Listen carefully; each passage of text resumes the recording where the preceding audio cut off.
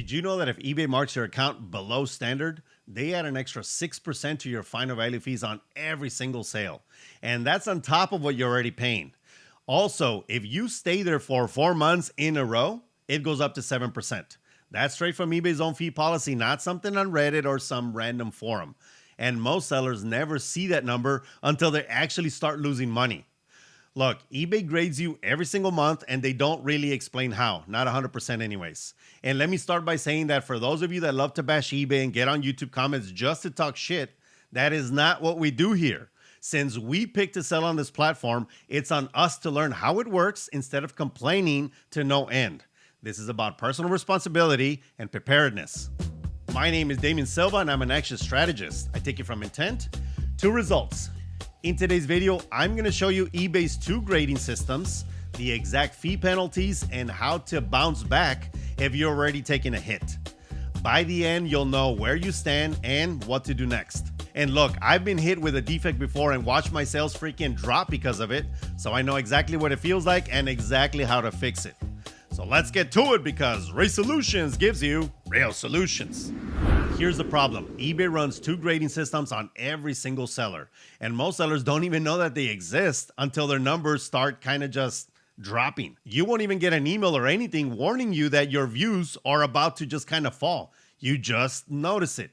You check your traffic and the numbers are down with no clear reason why.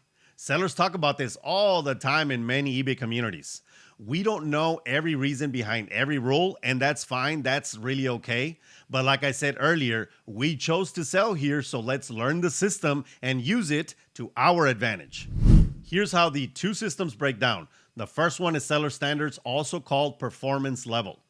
eBay checks this around 20th every month. It looks at your defect rate and you want to be under 2%. It also looks at cases closed without you fixing them, late shipments, and canceled orders. Based on those numbers, you land in one of 3 groups. Above standard, which is the best spot because it opens the door to top-rated seller status. Then there's standard, which is fine, and it puts you kind of just right in the middle. And then there's below standard, which is a problem.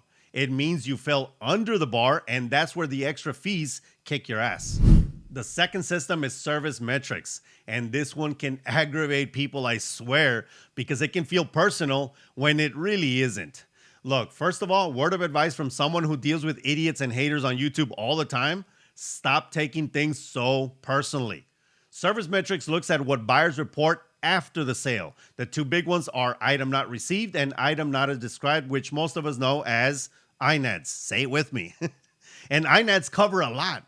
Broken items, items that don't kind of match the photos, the wrong item, damage on the item, missing parts, and fake items all count. And here's what catches sellers off guard. Your INR and INAD rates aren't measured against a flat target.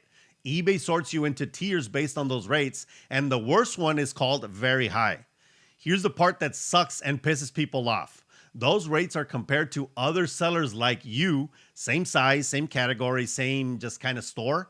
So you can run a badass shop and still land in a very high tier just because other sellers around you are doing even better. And look, I know that this sounds a little unfair, but first off, no one said life was fair. Second, it's not eBay picking on you. It's eBay holding the whole category to a higher bar. And the more of us who run well-performing shops, the higher the bar is gonna go. The good thing though is that you can actually go and see your own numbers and how you compare to other sellers inside Seller Hub. That's all covered in eBay service metrics policy. Okay, now let's talk money because this hits your bottom line directly. If you land, like I said earlier, below standard, eBay adds an extra 6% to your final value fees the next month. Stay there for 4 months in a row, and that shit goes up to 7%. Crazy. That's a real number to plan for, and this is why we check this stuff before it surprises us. Let's say you land very high on INAD in a specific category, you pay an extra 5% on final value fees in that category. And 4 more months in a row pushes that to 6%. That's from eBay's fee policy. And here's something that actually works in your favor, but still kind of sucks. If your account is below standard and if you're also rated very high on INAD returns, eBay's policy says you'll only be charged the additional fee for below standard. The very high INAD fee doesn't get added on top. In any case, a smart move is to stay ahead of both numbers so you never have to find out the hard way. Fees aren't the only thing on the line either. You can run into selling limits, payment holds, and less access to promotional tools and store perks. And here's the part that eBay does not spell out for you. Their search algorithm is called Cassini, and eBay has never fully disclosed how it ranks listings.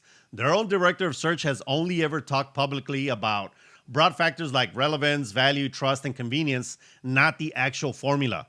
But sellers with below standard status do see their rankings drop in search results for sure. That's not theory. Seller resources back it up, and so do eBay's own community boards, where sellers have openly called out the ranking system after hearing eBay executives explain some of the factors behind it themselves. So I can't give you the exact formula because no one outside of eBay knows, but what I can tell you is that few reviews and less traffic show up often enough tied to performance that it's worth taking seriously. Okay, let's break down why the system feels confusing. Once you know why, you'll stop guessing and you'll start actually using it to your advantage. First, the comparison to other sellers keeps moving.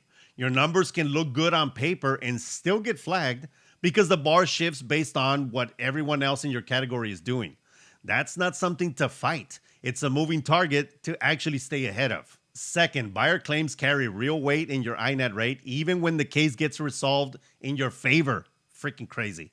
A buyer saying the item wasn't as described can still hurt your number even when you did everything right. And look, we can't control what a buyer reports, but what we can control is how clear our listings are so that there's less room for confusion in the first place.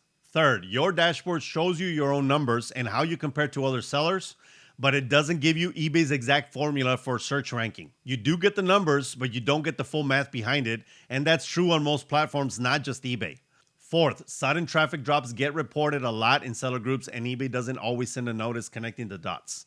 That's why checking your dashboard regularly works better than just kind of waiting on an email.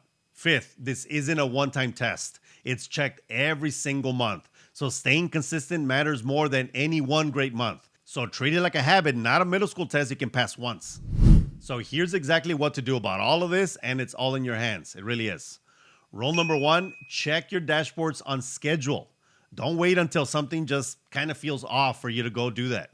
Open your Seller Standards dashboard and your Service Metrics dashboard inside Seller Hub regularly and treat it as part of running your business. Rule 2, get good at the basics. Write listings that match the real condition of the items. Ship the right item to the right place and fast. Talk to the buyers before a small problem turns into a freaking case. Every defect you stop is an issue you don't have to fix later. Rule 3 is for those of you that have a problem already. Set your expectations right. Recovery takes time. Most sellers need 1 to 3 months to get good performance before their level climbs back up. Stay patient and stay consistent. The trend matters more than any single week. Rule 4, diversify when you can and when it makes sense. Sell on more than one platform so your income isn't just kind of tied to one set of rules. And track your real profit, not just your sale price. Factor in the chance of extra fees when you decide if an item is worth flipping, just in case. Rule 5, and this one gets eye rolls from people online every single time I talk about it. Mix in a few products that sell fast, even if they only break even or make you a small profit. I call it insurance. They're not there to make you rich. They're there to add to your total sales count. Your defect rate and your service metrics get measured as a percentage of your total transactions. So more good sales waters down the damage from any one single mistake. And this is essentially how it works. One late shipment hurts a lot when you make about 20 sales a month, but you can barely feel it when you have 200 sales. Why do you think you see some accounts selling stuff so cheap that you say, how the hell are they making money? The truth is that they aren't. They are pushing for a higher transaction count. Whether to get top placement for the listing or to get limits removed or to buy insurance like I just explained, the thought process is actually the same. Volume works in their favor. Okay, you come to Resellutions for real solutions, and we just talked about those. Now, time to take action. Here's your plan. Open Seller Hub and check both dashboards. And not next week, today. Ahorita, way. Don't put off for tomorrow what you can do today. Find the one number closest to a flag, whether that's your defect rate, late shipments, or INET in one category. Build one habit this week that protects that number, like responding to buyer messages within a few hours, or fixing a listing that's been generating returns. Then check back in 30 days and see what changed. And look, this isn't about being perfect. It's about controlling what you can control, staying consistent, and letting the rest take care of itself.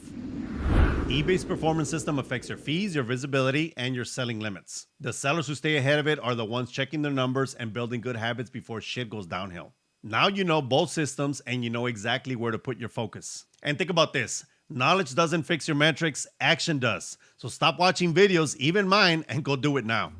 And that's it, everybody. To continue supporting the channel, you can always buy the Resellutions to add value to the photos you're already taking. Better photos means better sales, plain and simple. This Resellutions is my own invention. It says, look right here. It points out flaws, features, and benefits so that your customers don't miss a thing. I swear, it helps a ton with preventing returns. You can also click the join button down below and join us as a Posse member and get access to a whole bunch of videos that no one else has access to. Plus, right now, if you join us as a top tier 40 count member, you get access to Bruce. He is my personal AI lister that works on ChatGPT. So if you're already paying for ChatGPT, this is a great freaking add-on. He works so well to build out better titles, better descriptions, and better listings overall using only 2 picks and a little bit of info. As always, give this video a like, share this with anyone who needs to see it, and subscribe to the channel if you haven't done so already so you don't miss out some videos like this. See you in the next one. Peace and cheers, everybody. Woohoo! Fees, fees, fees. Chinga la madre.